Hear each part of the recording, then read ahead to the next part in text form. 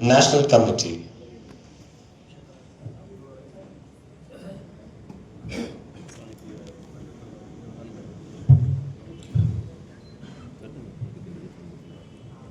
नहमदुहु व नसल्ली अला रसूलिल करीम, अम्मा बाद। औज़ु बिल्लाहि मिनश शैतानिर रजीम, बिस्मिल्लाहिर रहमानिर रहीम।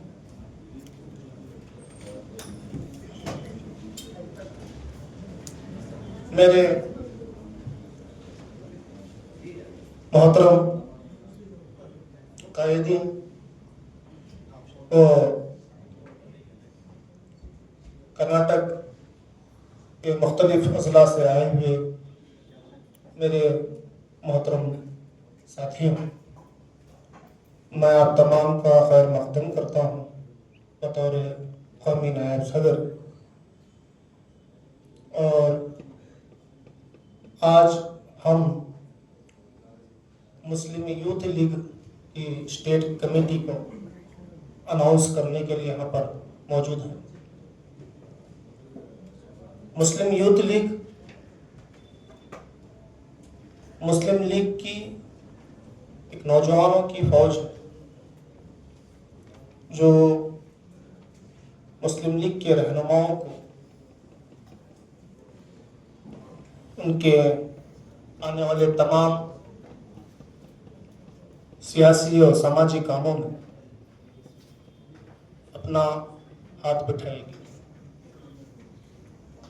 मैं आपको कुछ मुख्तसर सी तारीख कर्नाटक में मुस्लिम लीग की बताना चाहूँगा ताकि आपको मुस्लिम लीग के साथ मिलकर काम करना है, आपको बड़ों की रहनुमाई में चलना है और आपको पता होना चाहिए कि हमारे बड़ों की तारीख यहाँ पर क्या रही। 1948 10 मार्च मद्रास के राजाजी महल में मुस्लिम लीग की हिंदुस्तान में, भारत में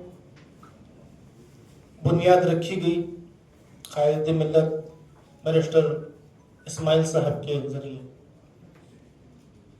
इसका मकसद भारत के हर एक मुसलमान की हक की आवाज़ बुलंद करना, उसके लिए एक सियासी प्लान फराहम करना और उसकी आवाज़ ऐवान आला व बाला में पहुंचाना।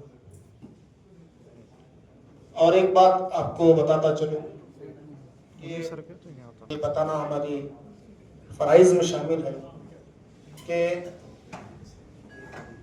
जो उस वक्त कानून बनाने की कमेटी थी, उस वक्त उसमें एक मेंबर जनाब कायदे मिल्लत भी थे। कायदे मिल्लत इस्माइल साहब ही की वजह से एक शख्स जिसमें ये बताया गया था कि जितने भी लोग मरेंगे, जिसकी भी डेथ होगी, उसको जला दिया जाएगा।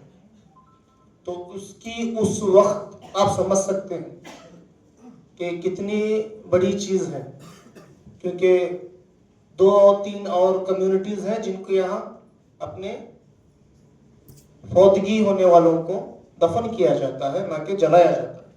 और इस तरह का कानून उस वक्त लाया जा रहा था, जब कॉन्स्टिट्यूशन बन रहा था, इस तरह की चीज़ें लाई गई थी, तो इसकी सख्त सख्त मुखालिफत की गई हमारे कायद इस्माइल साहब की तरफ से। और इस तरह का कोई भी कानून हमने पास होने नहीं दिया। ये मुस्लिम लीग की सबसे पहली उस वक्त, अभी हम कोई उस वक्त ना एमएलए बने थे ना कोई एमपी आया था, लेकिन हमने अपने आवाज़ उसी वक्त से शुरू कर दी। आप इस बात को समझिए, क्योंकि तारीख आपको हमेशा आगे बढ़ने के लिए सबक देती रहेगी। फिर ये जो आज आर्टिकल 22 से लेकर 28 तक माइनॉरिटीज राइट हैं, इसमें भी मुस्लिम लीग का बहुत बड़ा हाथ है।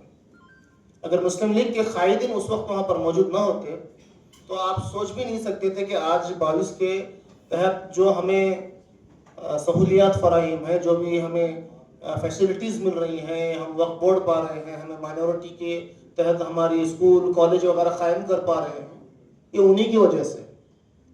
और मैं धड़ल्ले से कहना चाहूँगा, मुस्लिम लीग की वजह से ही मुसलमानों का वजूद हिंदुस्तान में बचा हुआ है, वरना ये नामुराद सेकुलर पार्टी है जिन्होंने हमेशा हमें लूटा है। इन्होंने कभी भी हमें जो है वो जो सपोर्ट चाहिए था, जो हमारी जरूरत थी, जिस बात पर हमें हिंदुस्तान में रोका गया था, उसको हमें कभी दिया ही नहीं। बैठ के इतनी एसी की हवा में बैठकर इतनी डिस्कशन ना कर रहे हो।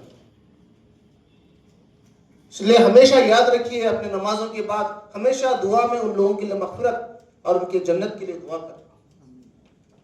ये बहुत जरूरी है कि हम अपने कायदीन को कभी ना भूलें, क्योंकि जो लोग अपने कायदीन को, अपने तारीख को भूल जाते हैं, उस कौम का कोई मुस्तकबिल नहीं होता। इस बात को हमेशा याद रखें। इसके बाद मुस्लिम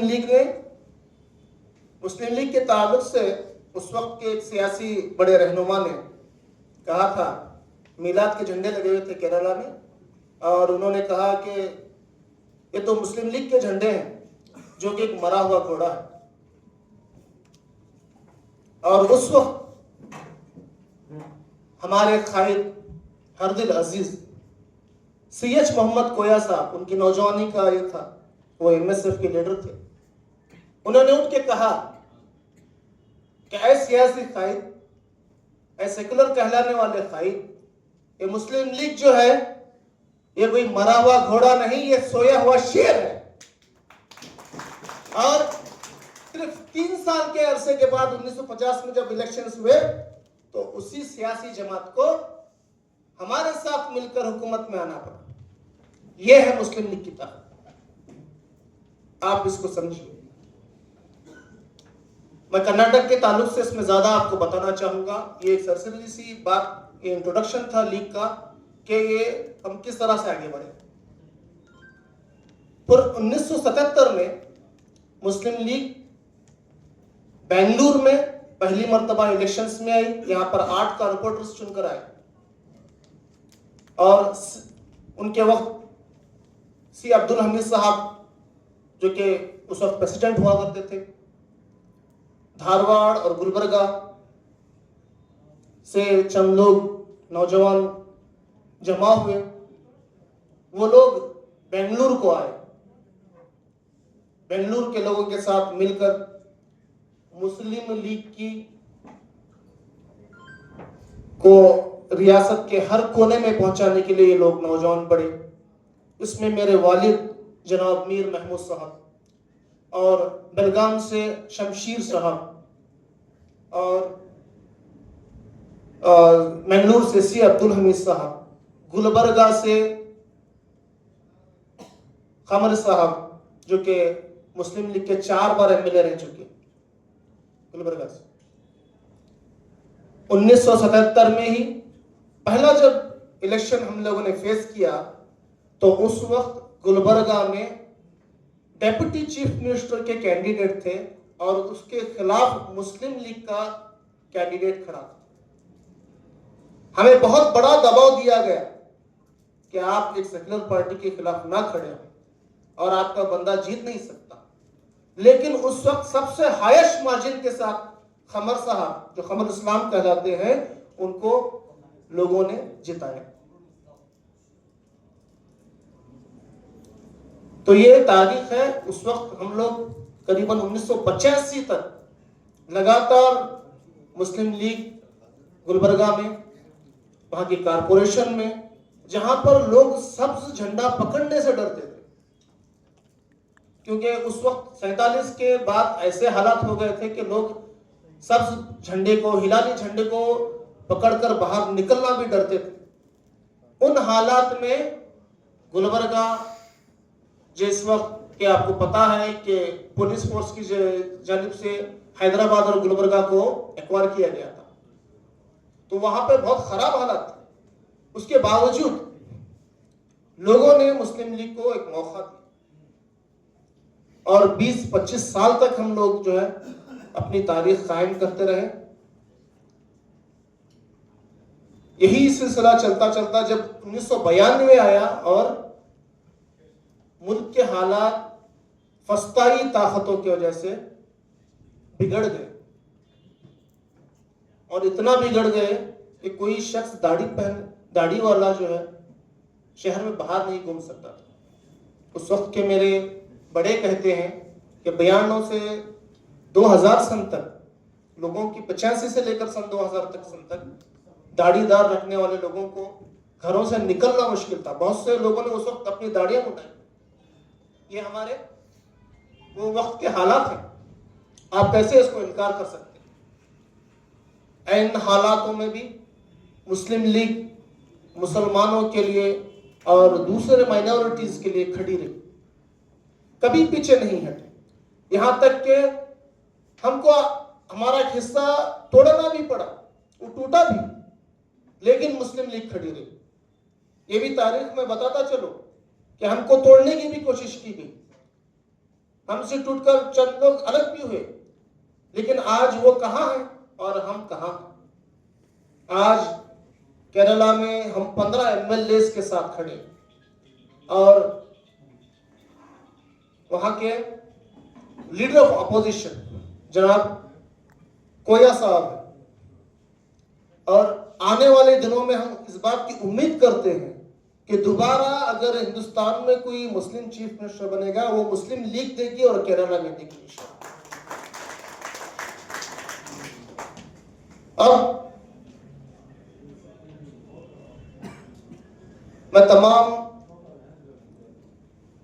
लोगों से जो कि यूथ लीग में अभी शामिल हैं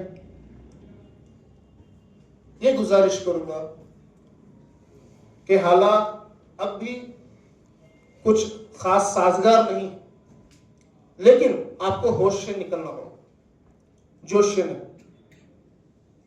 आप जरूर अपना मीडिया सेल बनाएं, सोशल मीडिया पे एक्टिव हो, लेकिन सोशल मीडिया के लिए फोटोज लेने के लिए काम नहीं होना चाहिए, व्यूज देखने के लिए, रील्स बनाने के लिए काम नहीं होना चाहिए। हमें काम वाकई करना है। आपको देखना पड़ेगा कि आपके इलाके में लोगों की प्रॉब्लम्स क्या है, भले ही आप एक ही प्रॉब्लम कितनी छोटी क्यों ना, यूथ लीग उसको जाके एड्रेस करे, उसको समझे। लोगों को, हमारे अपनी लोगों के या कॉमन लोग, मुस्लिम लीग का मतलब यह नहीं कि हम सिर्फ मुसलमानों के लिए हैं। हमारा एक सियासी, सब कोई भी सियासी जमात हो, कोई भी अपने आप को हिंदू कह ले या मुस्लिम कह ले, वो अपने आप को सबसे पहले लिखती है सेक्युलर, उसी वक्त ये जो भी सियासी जमात है वो रजिस्टर हो पाती है। तो हम भी एक सेक्युलर पार्टी है, और उसका सबूत हम क्या दें। खुद राहुल गांधी साहब जो है USA में जाकर कह चुके हैं कि मुस्लिम लीग एक सेक्युलर पार्टी, जब उनको सवाल कहा गया। तो आपसे गुजारिश है जितना हो सके उतना लोगों से घुल मिलकर लोगों के प्रॉब्लम्स को सुने, फिर उसमें से जो आप कर सकते हैं, जिसका सोल्यूशन आप कर सकते हैं, अपने पेरेंट कमेटी यानी मुस्लिम लीग के जो पेरेंट कमेटी है, आपकी यूथ लीग की पेरेंट कमेटी है मुस्लिम लीग, आपके सदर से, आपके सेक्रेटरी से आपको डिस्कस करना है कि फला जगह पर फला इशू चल रहा है, उसमें हम काम करना चाहते हैं, आप उसी जरिए से काम करेंगे। यही तरीका है। कोई भी अपने तरफ से फैसला लेकर कुछ भी कर देने के बाद आपको जो है आपके सियासी, आपके बड़े रहनुमा आपको बचाते फिरे, ऐसा कोई काम नहीं होना चाहिए जिससे किसी भी तरह का हमें जो नुकसान। नौजवान है, जोश होता है, बिल्कुल है, होना चाहिए, लेकिन जोश के साथ होश ही लाना है मुस्लिम यूथ लीग का काम। ये हमारे कॉन्स्टिट्यूशन में लिखा हुआ है, हमारे मुस्लिम लीग के यूथ लीग का कॉन्स्टिट्यूशन है। इंशाल्लाह मैं आपको उर्दू कॉपीज आपको भेज दूंगा आपके ग्रुप्स में। उसमें हर एक चीज पहले यही लिखी गई है कि हिंदुस्तान के, भारत के नौजवानों में सियासी शऊर पैदा करना है। और सियासी शऊर का मतलब यह नहीं है कि आजकल के नौजवानों में ऐसा है कि भाई सियासत का मतलब वो समझते हैं कि किसी सियासी लीडर के पीछे उसका झंडा लेके फिरो या उसकी बैग लेके फिरो, आप सियासी लीडर बन जाओगे, या पुलिस ने किसी को गाड़ी के लिए चालान कर दिया है तो आप उसको छुड़ा दो, ये सियासत। या फिर छोटे मोटे ऐसे काम हैं जो कि आजकल लोग जानबूझ के करते हैं और फंस जाते हैं, उसमें से आप किसी को निकाल लें, ये कोई कमाल नहीं। कमाल ये है कि आप अपनी हुकूमत के चीफ मिनिस्टर को, गवर्नर को और होम मिनिस्टर को, एजुकेशन मिनिस्टर को सजेशंस दे सकें। ये आपका काम है। आप एक आईएएस और केएस लेवल के बंदे से भी ज्यादा आपको सोचना समझना पड़ेगा, क्योंकि कल को आप अगर हुकूमत में आएंगे तो वही लोग आपके नीचे काम करें। तो आपको अपने जहन को ये बनाना है, आपका लेवल बहुत बड़ा है, आप लीडर्स हैं, लीडर्स जैसी ही सोच रखो। हमेशा एक दूसरे का साथ दो और एक दूसरे के लिए जो है वफादार रहो। किसी भी तरह के इख्तलाफ को लोगों के बाहर आकर डिस्कस नहीं करना, किसी भी तरह के बदनज़मी को बाहर आके डिस्कस नहीं करना। अगर आपके अंदर कोई तकलीफ हो रही है, कोई चीज आपको समझ में नहीं आ रही है, तो अपने लीडर से, अपने कायद से बात करके उसको इंतजाम को खत्म करना है। जब तक हम अपने अंदरूनी चीजों को अंदर ही रखकर बाहर काम नहीं करेंगे, तब तक आपका भला नहीं हो सकता। इख्तलाफ हर जगह होता है, इंसान की पैदाइशी इख्तलाफ पर, मर्द औरत एक इख्तलाफ है, भाई बहन एक इख्तलाफ है, लेकिन उसके बावजूद भी अगर जब भी कोई एक दूसरे पर आंच आती है तो भाई बहन उठ खड़े होते हैं, भाई उठ खड़ा होता है। इसी तरह हम मुस्लिम लीग में और मुस्लिम यूथ लीग में हम तमाम को आपको भाइयों का दर्जा दे रहे हैं, हम लीग ब्रदर्स कहलाते हैं। और आपको ये हमेशा याद रखना होगा कि जब भी कोई मामला आएगा, जब भी कभी ये होगा, मुस्लिम लीग आपके साथ खड़ी है, लेकिन आपको भी मुस्लिम लीग के साथ खड़ा होना पड़ेगा। इंशाअल्लाह बहुत जल्द मेरी पूरी उम्मीद है कि आप लोग इसी तमाम बातों का ख्याल रखेंगे। और वक्त की कमी की वजह से मैं ज़्यादा कुछ बोल नहीं पाऊंगा।